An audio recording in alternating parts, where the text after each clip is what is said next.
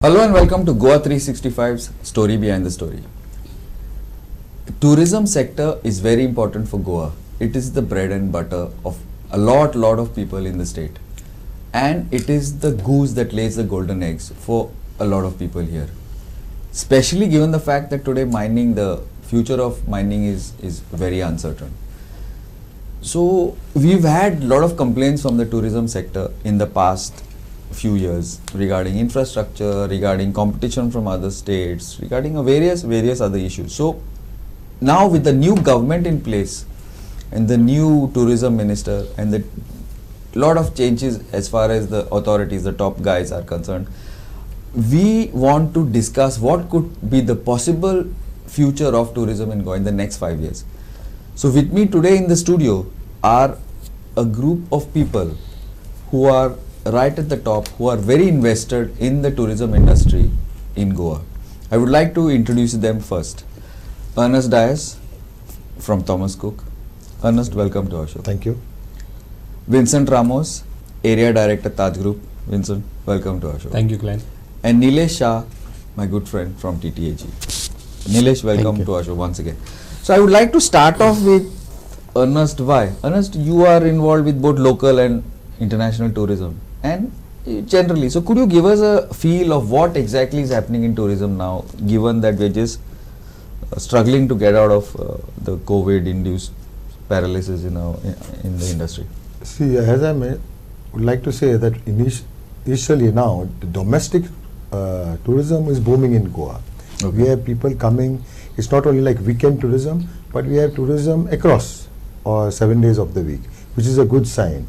International tourism, where I'm more into, whether it's charter or foreign tourists, that is FITs and groups, I must say that the signs are there. That there are good signs for us. In fact, we had a group from Portugal early this month, and a few FITs coming. A lot of inquiries coming, bookings coming from UK, from Scandinavia, have started coming in, which is a good sign. With the international borders slowly opening up, we expect that the coming season should be a very good season, and if the war stops, I'm very confident that it will be a bumper season for Goa, because everyone wants to come to Goa, including the repeat clients. So you're talking about October season, starting from October? Yeah. Okay. Vincent, I would like to take you up on that, because I know that Ernest is talking about a certain segment of tourism which is not directly involved with you also. What you feel, what is your take on this present situation? See, my take is very clean and clear that Goa is going to be the future of the world. And when I say this, I say it with a lot of determination, because every time something has happened in Goa or around the world, when it was the Twin Tower or it was any bomb blast, or now it is COVID, Goa has come out more stronger. So I think this is a great time, as Ernest rightly said, that and if the war stops, I think Goa is going to have a bumper, as they say, a bumper crop or bumper product. I think we are on the right track. To add to this, I think we have a good government who is very positive, and I think we are in touch with them, and it looks very bright. The way they have been talking about the cultural tourism, the hinterland tourism, and we as Taj or as IHCL group of hotels, we are very much aligned to them, because we want to make sure that Goa gets its credit, and Goa is going to be the front runner, for tourism in India. That's for sure. Yeah, thanks Vincent. Now, Nilesh, what is the way forward for tourism? Because what Vincent is talking about, a lot of us have been talking about this for the past so many years, but we need some stuff. We need a few basic, adjustments here and there. So what do you feel for us to reach there, to go there? What do we need? See, basically nowadays the catch line is sustainable tourism. So when we talk about sustainable tourism, it is the key front comes on ease of doing business.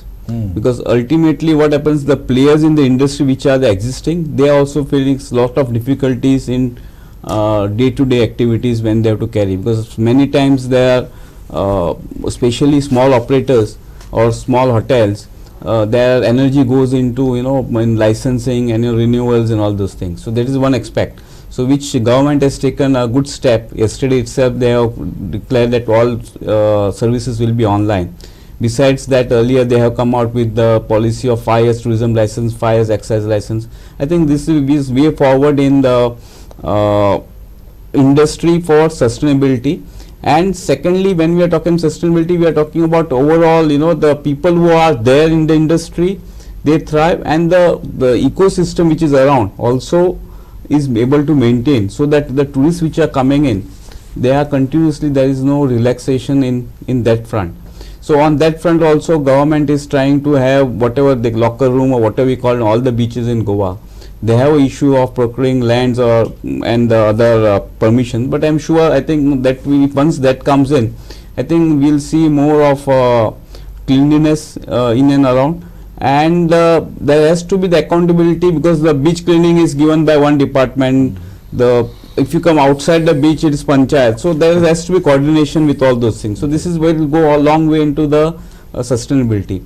As far as Goa tourism is concerned, as my friend Ernest and Vincent both have said, that Goa has got very bright future, and the CM has made the announcement that he wants to make tourism capital of India, tourism capital of India. With G20 summit also, one of the activities likely to be in Goa. I think Goa will have a very forefront in international map.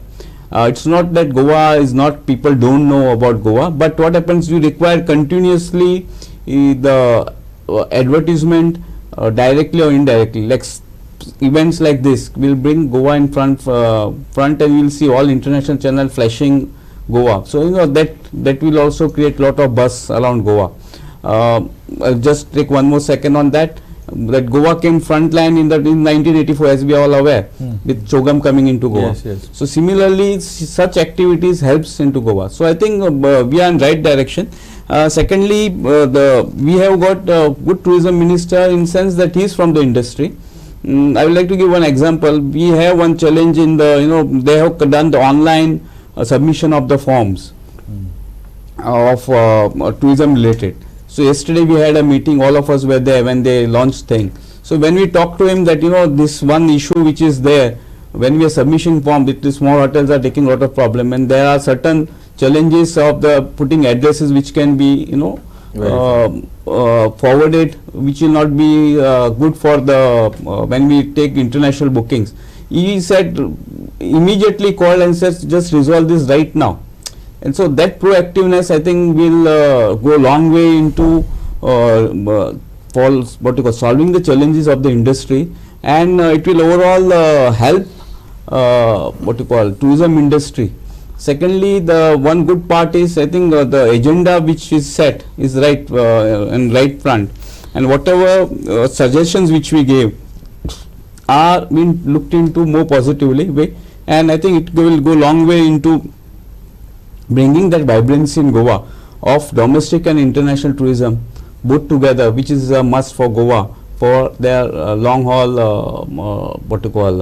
survival of tourism industry in Goa. That I think Ernest can talk a little bit. One thing I would like to just add on to this point is that at least this minister, tourism minister, now I know Rohan personally, he is pretty proactive in many ways, as I'm sure, as you all know. At least he's admitted there's a problem on the beaches, that toilets have to be, at least he's admitted it pretty openly. That is the first step, because now that he's admitted it, that's then he has to do something about it. Yeah, Ernest, now just adding on to his point, he's talking about this long term, this international tourists, all that. For that we need, Goa is a small place. It can be, like a model state. That the Prime Minister himself has said that Goa can be model state. Infrastructure, X, Y, Z, important. But building infrastructure only is not, maintenance is important. So as somebody who deals with foreign tourists in and out, what do they look like? The people who are willing to pay, say 5,000, 6,000, 7,000, 8,000 a night for a room, what do they expect from a state? See, I would say that first of all, we have to maintain an infrastructure which is internationally maintained elsewhere in the world. The level. Today the tourists travel all over the world. They don't want to come to go and see filthy beaches, no proper roads. Then you have problems, local problems, whatever. Electricity. So such things people don't want to face. They are ready to pay the money, so they expect that service. And we compete. It's not like each hotel competing with another hotel. The destination is competing with the world. So you are today competing with the whole world. So you have to maintain that infrastructure. You have to have that infrastructure. I'm happy that our Honorable Tourism Minister is talking about this, and he's talking about quality tourists. But quality tourists will come to Goa only when you provide a quality product. Otherwise, they're not going to come to Goa. There's so many other destinations in the world which are offering very competitive prices and good infrastructure, good facilities. So we have to compete with the world, and to make that happen, we all have to work together. The entire industry, along with the bureaucracy, the government, we have to work together to make this happen. And I am confident, looking at what has happened in the last 20 years, Goa, in spite of all the difficulties, we have been there in the tourism map. Today, for example, in Goa, we have charters been coming for the last so many years. We tried, as a company, we tried charters to Kerala. But if it failed, we did for 1 year or 2 years, and it failed, because you don't get repeat clients to Kerala like how you get in Goa. So this is the beauty about Goa.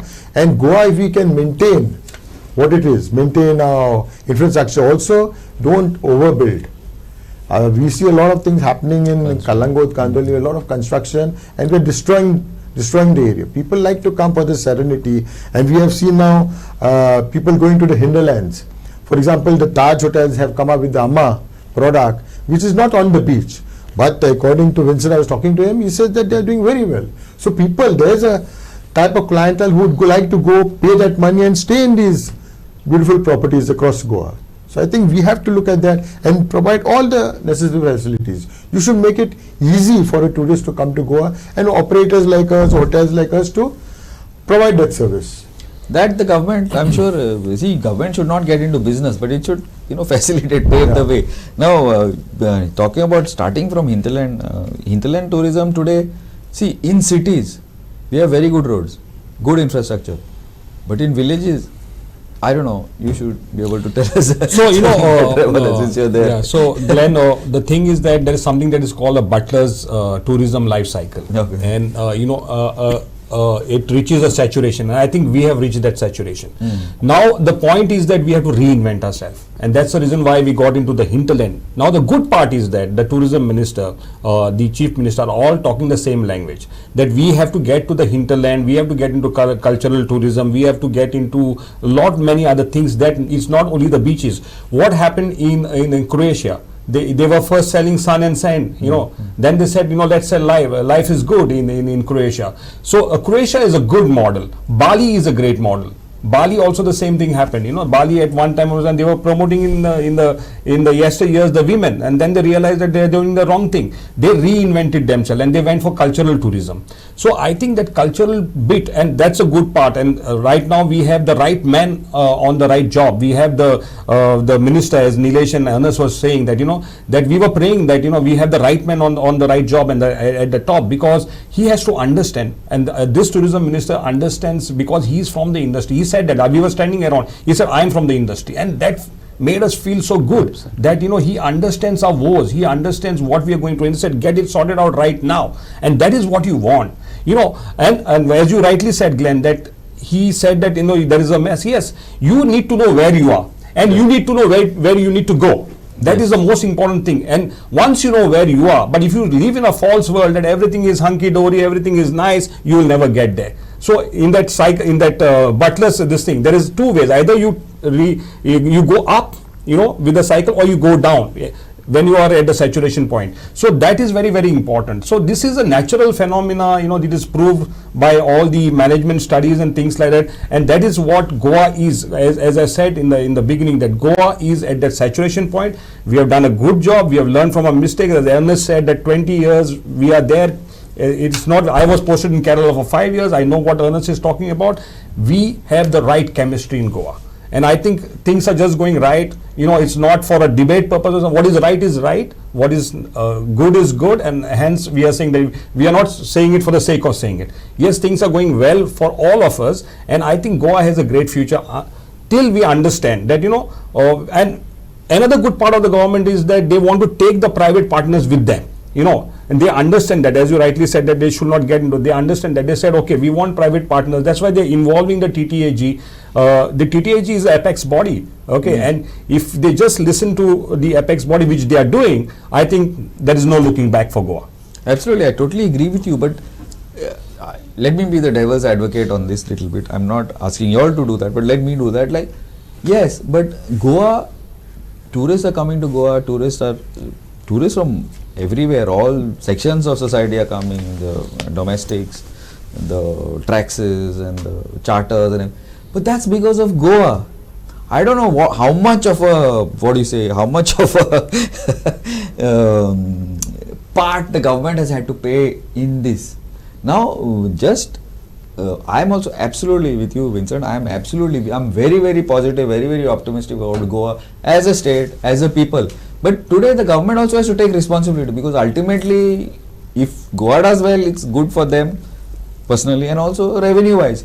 So the responsibility for running business is not government's. That I'm sure tourism stakeholders are more than capable of doing it. But the for them to sort out the issues, to sort out like things like lights, roads, water, electricity. Sorry, I've already said that. Then beach cleaning, security, all that is the government job.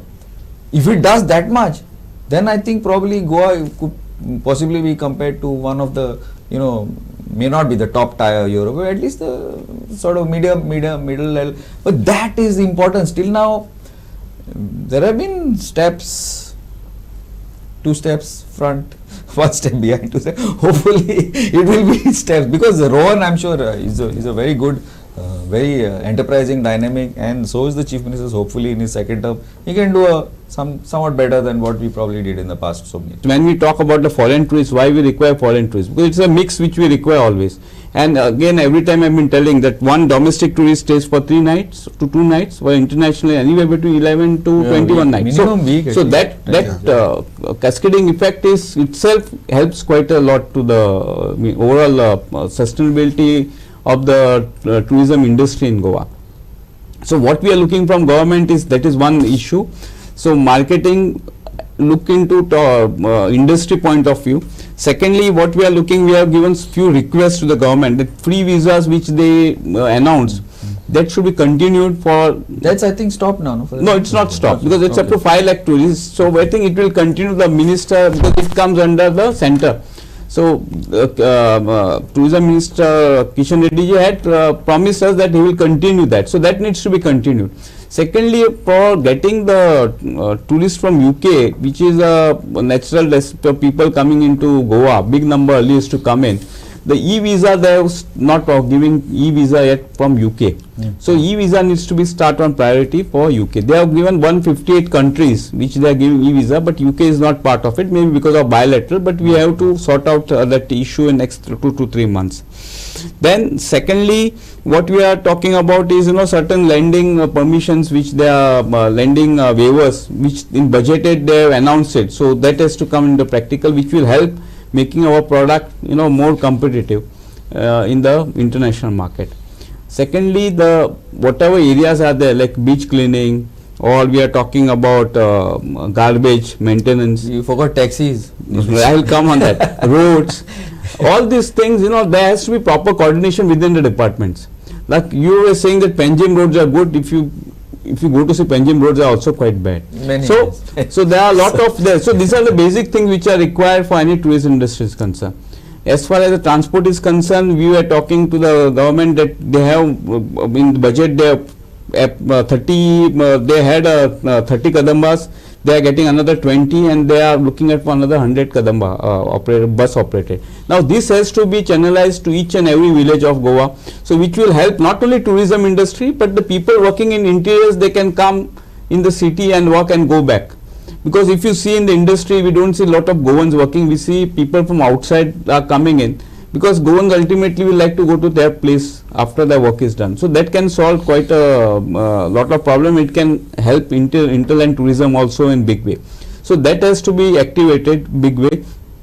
Of course, on the transportation front, we have been talking for years together Now it is high time the app-based taxis are allowed. Ola, Ubers or any of the companies are allowed to operate freely, and that is only way forward, because unless the competition comes in, that problem is not going to be resolved. So we require competition in that front to see that the customer get benefits. And let's be, every time we address taxi issue as a tourism issue or tourist issue, it is not that way. It is a local issue. We locals will start using the transportation. Yes. So if locals start using, you can imagine the business will automatically will double. But Goa Miles has failed, Nilesh. You hardly get a taxi. I don't know, but you call them up. At least I've had. It is not question of failing. It is question of, if you are, as and now the drivers are threatened, they are written up. So that confidence government needs to give in, that if anybody touches them, first thing will be they will be non-believable inside the thing. Villagers will go there in the front of the police station and see that you have to release them. So this type of things should not be, this dadagiri should not be allowed. Because if government, unless they put their strong hand in that, it will not be proper. And one thing everybody is forgetting, that we will have new airport also which is coming in. Yes. And there they will have all transport system, everything in place. So ultimately Goa is growing in all fronts. So there is business for everyone, and there has to be a legal business, as CM also admitted, there is a scope for legal business for everyone, and you have to be little bit forefront into implementing the laws which are there on the paper. I would go to Vincent, to you. Now you are a 5-star. I mean, not you are various properties all over. Now don't you all have a problem with this transportation issue? Because sometimes we hear. Also, I'll bring you back on that also. Because you're transporting from the airport, transporting from here. Then these taxi guys, they say no, you cannot take a bus, you cannot do this. But it gets, after some time, it gets pretty ridiculous, no? How can you stop somebody from picking up? Now I can't, if my friend comes to your property in Agwa, I can't send my car here. They start creating hassles. When I went to pick up a friend from the Benali property, the guy asked me, "Huncha re tu?" It's like ridiculous here. And mine is a private vehicle. So are you all facing this hassle? As a Tata Group of Hotel, we always support the society. So all our hotels, wherever there are taxis, they are from the local villages. So they have their own unions. So we support them so that they earn their daily breads. Now I look at it differently, because they are all Goans, and they are not from. The worry is that when non-Goans will come into it. So my thing is to look at it in a different way. Because like we have in Taj Exotica, Benolim, there are 70 people, 70 families are earning their daily bread. I understand that, whatever. So for us it doesn't make a difference, but it does make a difference for the others. For us it doesn't make a difference because we are earning that buck. So, I'm getting a room for 30,000 rupees. But I understand where the others are coming from. The others might not get that room for 30,000 rupees. For that customer, 3,000 is nothing. You get my point. So we have been fortunate to be in that bracket, But I understand that there could be a problem in other places, which I know what you are talking about. But that's the way we have been operating so far. So that's how it is. See, basically the taxi, their main concern is that you should not pick up the guest. You can drop it, but you cannot pick it up from anywhere. Now technology here today is, because they have been they get carried away many times, and one thing you have to understand, this technology is precisely to allow you to pick up the passengers from both ways, so you save on the cost, and part of that you pass on the customer. So ultimately I think competition is there in all the fields today. As I am in travel and tour business, I am facing this competition since online came in, almost last 20 years. Big operators like them also, they also face the competition. So competition is to stay with the technology coming in, and there will be a lot of people get ridden because of the technology. But you need to survive, you need to innovate yourself, and the technology is only way forward. And for them, for taxis, if they come with their own app also, government is ready to support, we are ready to support. But then you cannot say that my way or highway. So now let's be very, very clear. And I am sure, I think it's high time we have the solution on that. Taxi meters, TTAG had gone to the court. Court has told them to install the meters. Again, the case is coming month of June. So meters are fixed, but actual operational has not happened. So I think government has to understand that as I told earlier also, laws cannot be only on the paper, it has to be actually implemented, and if they do that bit itself, I think we can resolve a lot of challenges which we are facing in the industry. You guys, I'm like out of time, I think cross time also. This taxi thing maybe we can discuss further, but I don't know, I think it's nothing, I don't think it's a big issue, just a matter of will. Otherwise, like every minister, like say Michael will say, no, I have to do this one, and then he'll never get sorted. It's just a matter of will. For a government to sort this out, I think it's 2 hours it is. We would not take more than that if they really want to. Anyway, guys, we've run out of time. It's been a pleasure hosting you all here. Thanks, Ernest. Thank you. Thanks, Vincent. Thanks, Nilesh. Thank you. Thank you, Glenn. It's been nice discussing some of the issues and the way forward in tourism. As I said, all the tourists wherever we are most welcome to come to Goa, because it looks to be a good place, especially now post-COVID and all. Thank you, and keep watching Goa 365.